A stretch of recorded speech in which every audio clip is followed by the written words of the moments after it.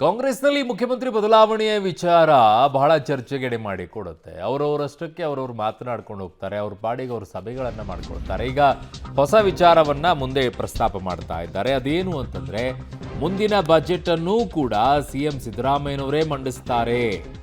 ಅದರಲ್ಲಿ ಯಾವುದೇ ಅನುಮಾನ ಇಲ್ಲ. ಬದಲಾವಣೆ ಇದ್ರೆ ಹೈಕಮಾಂಡ್ ನಿರ್ಣಯ ಆಗುತ್ತೆ. ನಾವೆಲ್ಲ ಅವರೇ ಇನ್ನೂ ಇರಬೇಕು ಅಂತ ಆಸೆ ಪಟ್ಟಿದ್ದೀವಿ ಅಂತ ಹಾವೇರಿಯಲ್ಲಿ ಸಚಿವ KN ರಾಜಣ್ಣ ಹೇಳಿಕೆಯನ್ನ ಕೊಟ್ಟಿರೋದು. ಸೊ ಕಾಂಗ್ರೆಸ್ನಲ್ಲಿ ಮುಖ್ಯಮಂತ್ರಿ ಬದಲಾವಣೆ ಇಲ್ವಾ? ಹಾಗಿದ್ದಾಗ ಮುಂದಿನ ಬಜೆಟ್ ಅನ್ನು ಕೂಡ ಸಿದ್ದರಾಮಯ್ಯನವರೇ ಮಂಡಿಸ್ತಾರಾ? ಅದರಲ್ಲಿ ಯಾವ ಅನುಮಾನನೂ ಇಲ್ಲ ಅಂತ ರಾಜಣ್ಣ ಅವರು ಮಾತನಾಡಿದರೆ ಕೇಳಿಸ್ಕೊಳ್ಳಿ. ನೋಡ್ರಿ, ಮುಂಚಿನ ಬಜೆಟ್ಟು ಅವರೇ ಮಾಡ್ತಾರೆ, ಅದು ಮುಂದಿನ ಬಜೆಟ್ಟು ಅವರೇ ಮಾಡ್ತಾರೆ.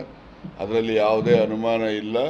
ಇದಕ್ಕೆ ಏನಾದರೂ ಕೂಡ ಅನುಮಾನ ಅದು ಮತ್ತು ಬದಲಾವಣೆಗಳು ಏನಾದರೂ ಇದ್ರೆ ಅಂತಿಮವಾಗಿ ಹೈಕಮಾಂಡ್ನಲ್ಲಿ ಏನು ನಿರ್ಣಯ ಆಗ್ತದೋ ಆ ನಿರ್ಣಯದಂತೆ ನಡೆಯುತ್ತಪ್ಪ.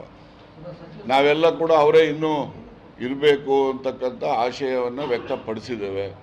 ಅಂತಿಮವಾಗಿ ಕಾಂಗ್ರೆಸ್ ಪಕ್ಷದ ಹೈಕಮಾಂಡ್ ನಿರ್ಣಯ ಮಾಡುತ್ತೆ.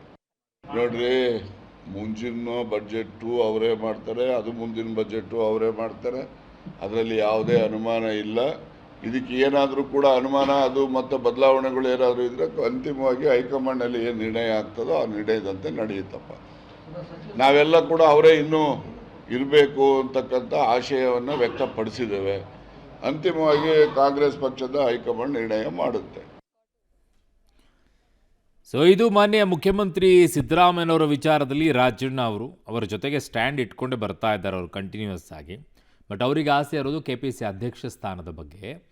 ಹಾಗಾಗಿ ಈಗ ಮುಖ್ಯಮಂತ್ರಿಯಾಗಿ ಸಿದ್ದರಾಮಯ್ಯನವರೇ ಮುಂದುವರಿಬೇಕು ಅನ್ನುವಂಥ ಮಾತು ಹೊರತು ಇದರ ಜೊತೆಗೆ ಯತೀಂದ್ರ ಅವರು ಕೂಡ ಮಾತನಾಡಿದ್ದಾರೆ. ಸಿದ್ದರಾಮಯ್ಯನವರ ಪುತ್ರ MLC ಯತೀಂದ್ರ ಅವರು ಏನು ಹೇಳ್ತಾರೆ ಅಂತಂದರೆ, 19 ಬಜೆಟ್ಗಳನ್ನು ಸಿದ್ದರಾಮಯ್ಯನವರು ಮಂಡಿಸ್ತಾರೆ ಅಂತ ಹೇಳಿ. ಅಂದರೆ ಈ ಪೂರ್ಣ ಅವಧಿಯನ್ನು ಇರ್ತಾರೆ ಅಂತ ಅವ್ರು ಹೇಳಿಲ್ಲ. ಅದ್ರ ಬದಲಾಗಿ ಅವರು 19 ಬಜೆಟನ್ನು ಅವರೇ ಮಂಡಿಸ್ತಾರೆ ಅಂತ ಹೇಳಿ.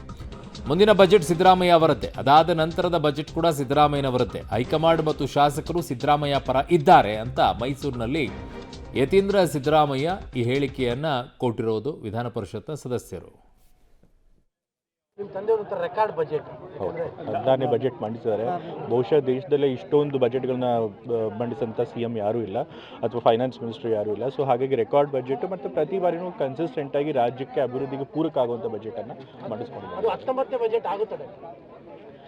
ಅವ್ರು ಇನ್ನೂ 5 ವರ್ಷ ಇರ್ತಾರೆ ಅನ್ನೋದು ನಮ್ಮೆಲ್ಲರ ನಂಬಿಕೆ. ಯಾಕೆಂತಂದರೆ ಹೈಕಮಾಂಡ್ ಅವ್ರು ಸಂಪೂರ್ಣವಾಗಿ ಬೆಂಬಲವಾಗಿ ನಿಂತಿದ್ದಾರೆ.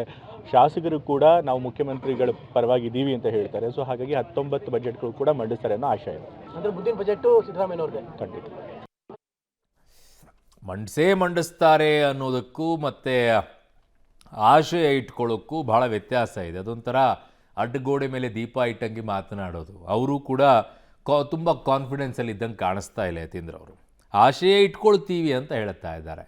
That means what? ಏನೋ ಸಮಥಿಂಗ್ ಇಸ್ ಫಿಶಿ ಅಂತ ಅದರ ಅರ್ಥ.